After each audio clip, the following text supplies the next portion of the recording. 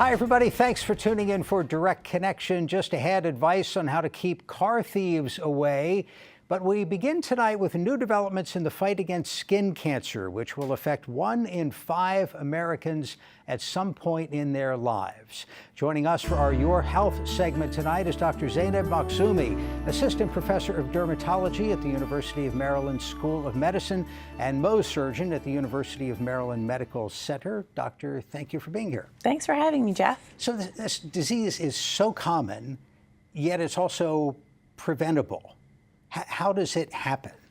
That's right. It's currently the most common cancer, period, is skin cancer. And with it being so prevalent, it's frustrating that it's so easily preventable. And skin cancer comes from ultraviolet radiation, either natural ultraviolet radiation from the sun or artificial ultraviolet radiation from tanning beds. And what happens is the sun accumulates decades and decades of damage from ultraviolet exposure, eventually developing enough mutations to cause the development of skin cancer. So it doesn't happen immediately. I mean, if you're out in the sun too long, you come in, day at the beach or whatever, and you know within an hour or two that you've gotten a sunburn. The skin cancer process is totally different. It is. It's so aside from that, sunburn actually does, even one blistering burn doubles your risk for melanoma. So that one isolated event of a burn is not innocuous. I mean, it does have damages and consequences down the road, but that is down the road. It takes about 10 to 20 years for skin cancers to develop. So it's little bursts of sun exposure that cause skin cancer over time, and it's also chronic accumulation of sun that does cause cancer. But studies have shown that even one blistering sunburn doubles your risk for melanoma. So some people think that, oh, it's just one burn, it's not a big deal. Well, that's not the case, actually. Even one burn can put you at risk down the road. Is there anything you can do after that one burn other than do a better job of protecting your skin in the future? Good question. So acutely, when we manage sunburns, most of that treatment is going to be for palliative, for making the patient more comfortable. So we can do topical steroids to prevent that sloughing off the skin. You can do aloe gel, can help sort of the cooling sensation, helps with the actual pain of the burn. But there's nothing you can do once that damage is done. Once on a cellular level, the cells have absorbed the ultraviolet and they've burned. Truly, there's nothing you can do to mitigate the risk at that point. We have a couple of pictures because I imagine everybody's got a couple of bumps on their skin, and you want it to be checked out by a professional. So let's ask a professional to identify these couple of things. And this, if you can see it up there, is obviously a problem. Yeah, that mole is definitely a problem. So when I counsel patients and when we talk to patients about what spots should be concerning, what spots should be worrisome, the American Academy of Dermatology, which is our governing body, has come out with ABCD rule, and that is sort of what we can use as a general rule for moles which should be worrisome. And the A stands for asymmetry. So any mole that you would bisect down the middle and they're not true mirror images of each other should be concerning. B stands for border irregularities. So any mole that's not a perfect circle, that has scalloped borders or that has an extension on one side, should be concerning. The C stands for color variation. So when we look at that mole, there are many colors. I mean, I see pink, I see red, I see dark and light brown. And so really benign moles should be an even color, very even distribution of pigment. So any variation in that should be concerning. And D stands for diameter. Any mole with a diameter over 6 millimeters, which is, for reference for everyone, about the size of a pencil eraser. Any mole greater than that is concerning and should be evaluated by a board-certified dermatologist. There's another picture, also melanoma, I think. What are we looking at here? Yes, absolutely. That would be very suspicious to me for melanoma. And another interesting point with this photo, Jeff, for everyone to look at home, is there's a central area of scarring in the middle of that mole. And this is a phenomenon we see in melanoma called regression, where with extremely aggressive and invasive melanomas, the body will actually start to develop a scar within that melanoma, which can portend a worse prognosis. So any mole where you see scarred areas in the center should be evaluated immediately by a board-certified dermatologist. Let me remind our viewers, if you have a question about skin cancer, its treatment and prevention, give us a call. We'll have the number up on the screen. You can also email your questions. The email address is livequestions@mpt.org. Tell us what you do. You are a Mohs surgeon, which is a specialty dealing with skin cancer. It is. I'm a Mohs surgeon, which is not an acronym. Everyone thinks it's an acronym. It's actually named after Dr. Frederick Mohs, who discovered and invented this technique in the 1930s. And what I do is I am specialized in the removal and reconstruction of non-melanoma skin cancer, typically on the face. So depending on where skin cancers are, that dictates the type of treatment you have. And whenever you have a skin cancer on an area which is, what we call prime real estate, typically the face and the neck, you want a procedure called Mohs surgery, where I remove a skin cancer. While the patients are waiting in the room, I'm looking under the microscope at all of the roots and traces on a microscopic level. I'm able to map out if there's tumor, where it is, and I keep going. I keep removing tissue until the tumor's out, at which point I do the reconstruction for the patient. So it's sort of an all-in-one technique, which encompasses surgery, oncology, pathology, and plastic surgery. So this is largely the I don't want to say less serious, but the non-melanoma skin cancers. How's melanoma dealt with, and how is a basal cell dealt with on some non-prime real estate? Right. Okay. So first part of that question is, how is melanoma dealt with? Melanoma is dealt with a little bit differently. Mohs surgery is typically reserved for those less aggressive, less virulent cancers where we're able to maximize tissue preservation, minimizing scar. With melanoma, Jeff, because they're so invasive, they're so aggressive, we tend to do a wide local excision where we don't typically try to preserve margin. We try to take as much as we possibly can, because melanomas are much more likely to metastasize, and so they get standard excision.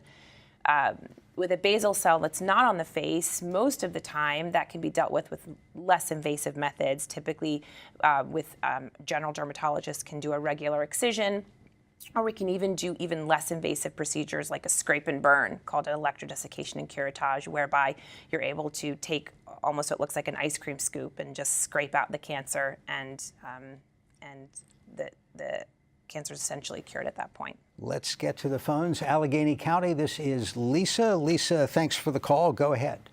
Yeah, I was wondering if you could compare and contrast the difference between laying in a tanning salon versus sunbathing at 2,200 feet above sea level in Western Maryland.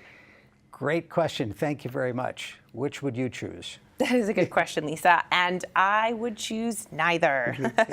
It does turn out that the FDA has basically classified tanning beds as a carcinogen, the same way the FDA has classified cigarettes as a carcinogen. So truly, tanning beds are carcinogenic in the very same way that the sun and the ultraviolet radiation from the sun is carcinogenic. So it's worse? I mean, is it worse than the sun? It's the same. It's that same ultraviolet radiation that there's no difference in the evolution of skin cancer, whether the ultraviolet comes from natural or artificial sources. It's the same exact ultraviolet. It causes the same damage on a cellular level, which leads to the evolution of skin cancer. So let's stop and think for a minute why people are doing that. People are paying money to go expose themselves because you look better, or people think you look better when you've got a little flush, a little color, bronze, whatever it is. Right. It's. I think it was Coco Chanel in Paris in the 40s, 50s, 60s, where it was that bronze goddess look that unfortunately we as dermatologists have spent decades trying to reverse. I tell my patients that pale is in. Pale is the new tan. And there was a time when pale was in. Right. That's true. It was a sign of affluence, exactly. And I tell patients if they're really, really set on having a tan, if they're really set on achieving that bronze look, that's fine. That's what self-tanner is for. That's what all these spray tans are for. I tell them, go crazy in the spray tanning booth, or get the self-tanner lotion. The only harm with that is some people get a contact dermatitis to that.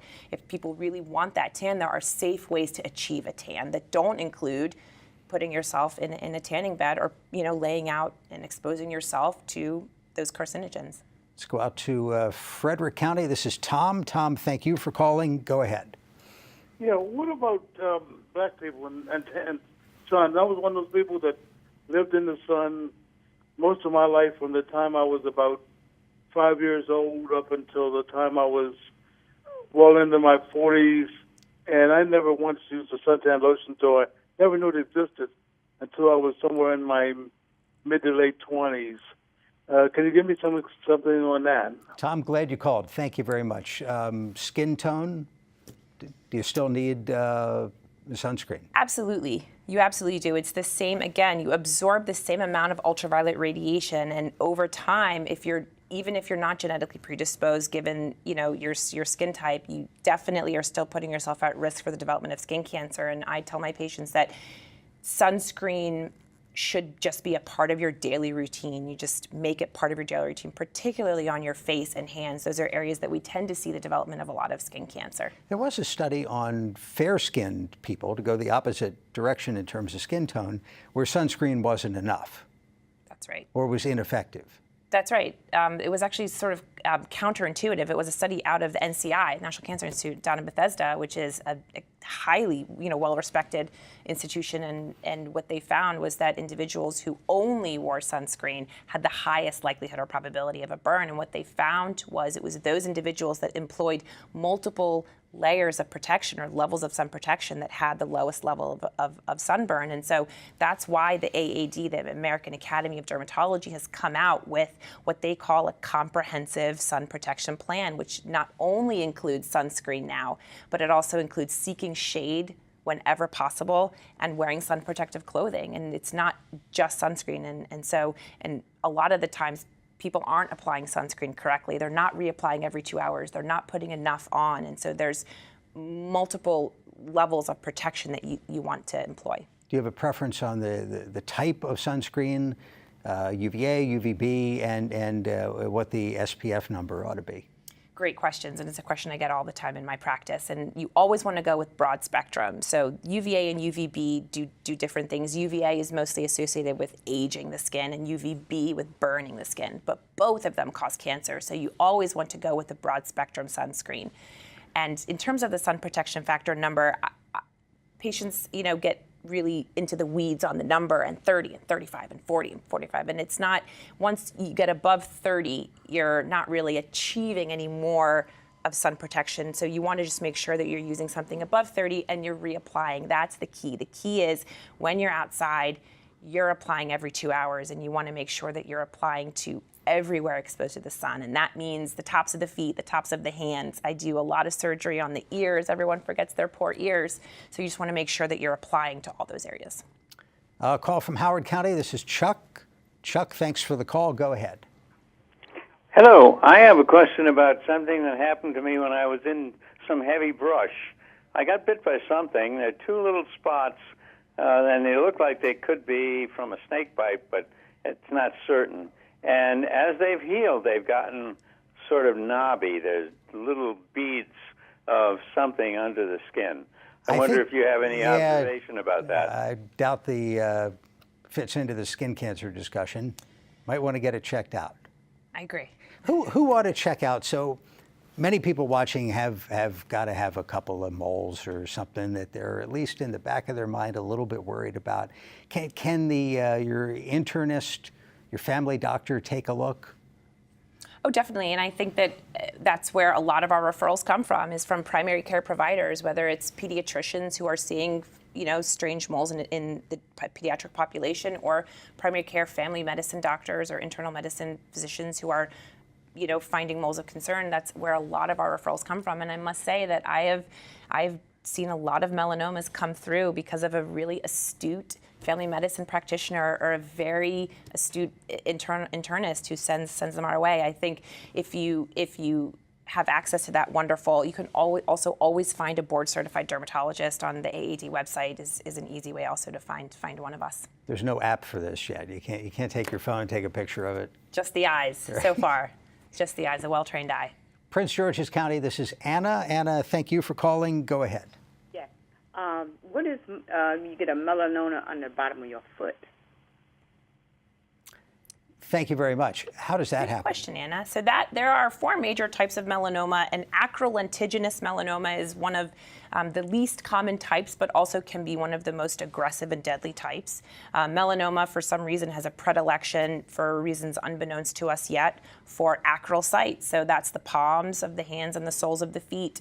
That's why a full, thorough skin examination is required for anyone who's visiting a dermatologist for the first time, or anyone who has a history of melanoma. You always want to look in between the toes, on the bottoms of the feet, and then the soles of the hands. Email question. This is Gwen wants to know if you can get a sunburn through glass. You're driving, your arm's in the sun. Is it in danger? That's a really good question. So UVB is the type of ultraviolet wavelength that's responsible for burning the skin, and UVB is filtered out by window glass, so you're safe. Last call, Carroll County. This is Lynn. Lynn, thank you for the call. Go ahead.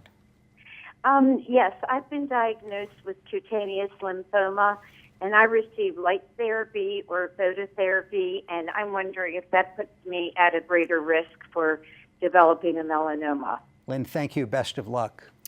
Yeah, best of luck, Lynn. CTCL, or cutaneous T-cell lymphoma, is unfortunately a very aggressive condition, and for which phototherapy is indicated a lot of times. I would say that you are at risk, Lynn, for skin cancer, and that's why it's important that you continue to see your dermatologist, and have a very low threshold for biopsy of any suspicious lesions. That's sort of an unfortunate where we have to treat the lymphoma, which unfortunately does put you at risk for the development of skin cancer. Dr. Zainab Maksumi, University of Maryland Medical. Message is sunscreen and get checked out. Absolutely. Thank you very much. Coming up, an increase in car thefts. When we come back, how to keep your vehicle safe. It's a beautiful day in this neighborhood. We are the curious. Wow! The adventurous. Oh! Those venturing out for the first time. And those who've never lost our sense of wonder. Whoa! You seen this? We are the hungry. The strong. I must be the greatest! The joyful. A happy little cloud. We believe there is always more we can uncover. More we can explore. We believe in the capacity for goodness. And the potential for greatness. The torch has been passed to a new generation of Americans. PBS. PBS. TBS.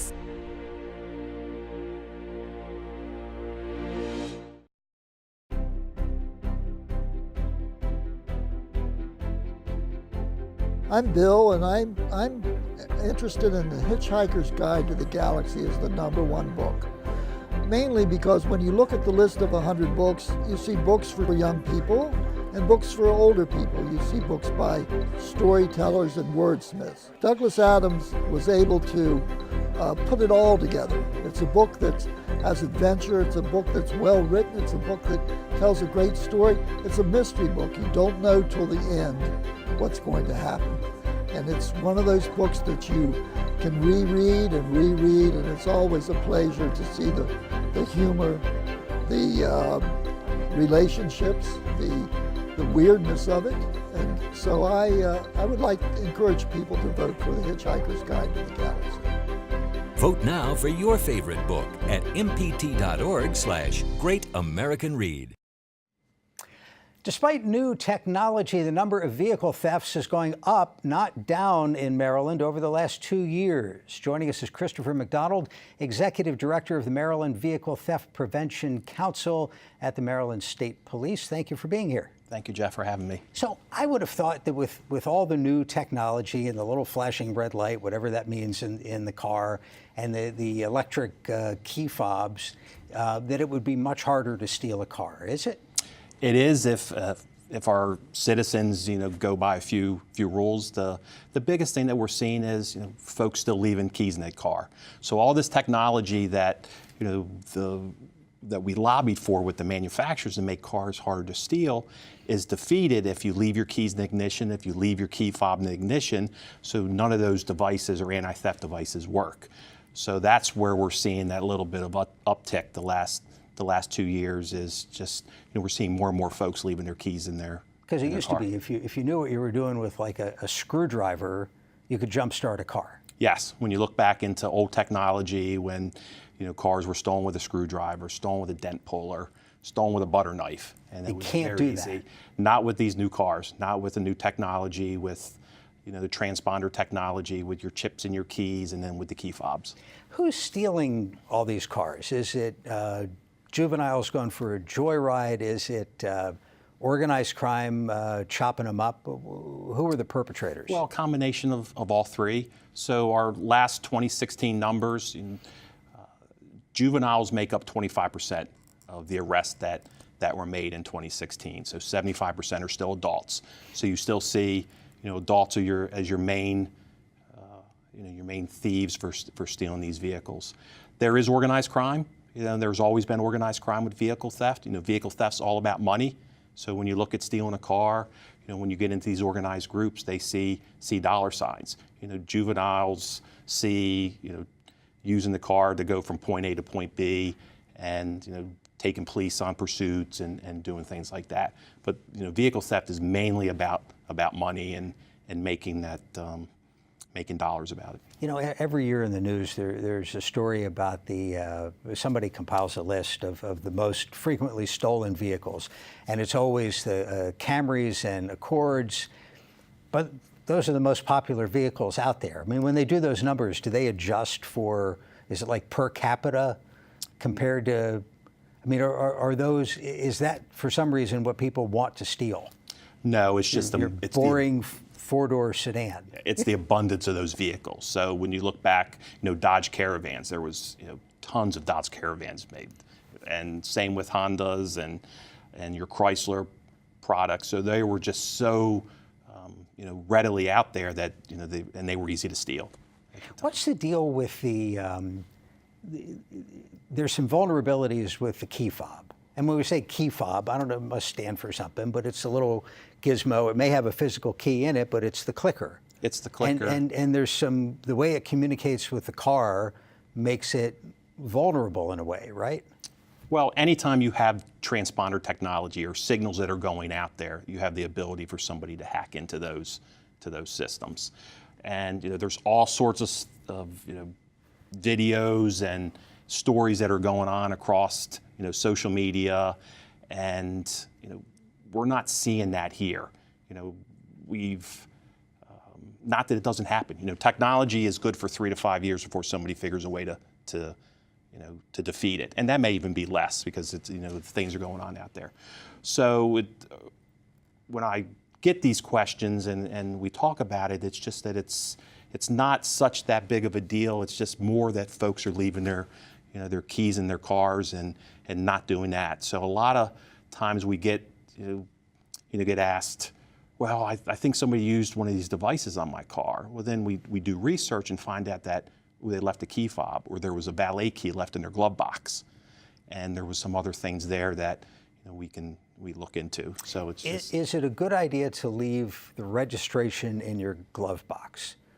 Because if you get pulled over, the officer's going to ask for your license and registration, and everybody has the registration there. The registration has your name and your address. I've seen some people recommend that you actually carry it with you as opposed to leaving it in the car. I think that's a personal choice. It's more the title. I wouldn't leave your title in the car. Yeah. So but registration, if that's just it's all personal on what. The thing is, if you keep taking it out, you may forget it. You get stopped by law enforcement. They're going to ask for it. They're not going to like that. Most of the time, are the vehicles recovered after they've been stolen? We do see, yes. I mean, it's probably around, we look at 68%, 70% of the cars are recovered that are stolen. So you look at those other percentage where organized crime is in that. So vehicles are stolen, they're put in shipping containers, they're shipped overseas. Cars that are, burned, arson that can't be identifiable, things like that for insurance fraud purposes. But for the most part, they are recovered. So if you do everything right, are you still at risk? I mean, you've locked the car, You've got the key fob or the key is not sitting right there. Cars still get stolen. Well, the only way you're going to protect that car is if you stick it in a brick building with no doors and no windows. Really, that's what I tell. But there's so many things that folks can do. Just lock your car, take your keys, and really hide your valuables. Don't give anybody a reason to look in that car, to break into that car, to do anything that's going to make you a victim for them to steal it. Any particular hot spots in the state where you see a lot of vehicle thefts? I mean, you would think the most populated areas. Anything else come to mind? Well, and that's it. The majority of our auto theft occurs in the jurisdiction up the 95 corridor, 92% of it. And that's just based on population. So when you look at those jurisdictions that border the 95 corridor from DC up into Delaware. Very good. Christopher McDonald of the Maryland Vehicle Theft Prevention Council. Sir, thank you very much. Okay, we'll hope your car's still waiting for you outside. Thank you for having me. Thank you. And thank you for tuning in for Direct Connection. We're back Thursday with Your Money and Business. For all of us at MPT, have a good night.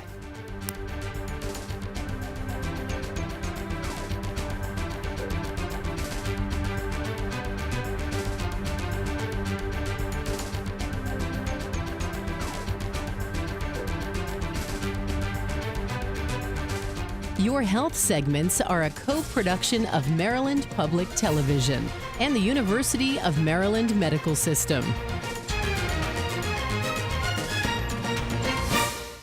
This program was made by MPT to serve all of our diverse communities.